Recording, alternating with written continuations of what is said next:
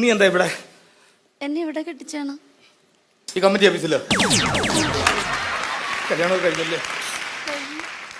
ഭർത്താവിന് എന്താ ജോലി? വർക്ക്ഷോപ്പിലാ. ചുമ്മാ ഒരു ഗ്രീസിന്റെ പണം. പക്ഷെ നീ ഒരു മേശിനെ കല്യാണം കഴിച്ചാൽ മതിയായിരുന്നു.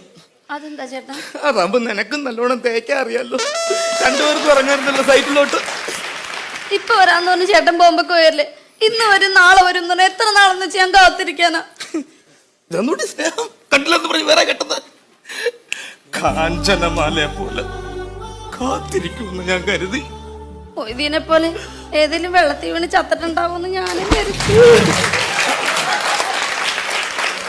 എനിക്കൊരു കുഞ്ഞുണ്ടായ ആൺകുഞ്ഞാണെങ്കിൽ അവന് ചേട്ടന്റെ പേരിടണോന്നാ ഞാൻ വിചാരിച്ചിരുന്ന. അറിയോ എന്തിനടി വല്ലവനും കലോത്സവത്തിന് കിട്ടിയ ട്രോഫിയിൽ എന്റെ പേര് കുത്തി വെക്കുന്നത്? പറയല്ലേ ചേട്ടാ.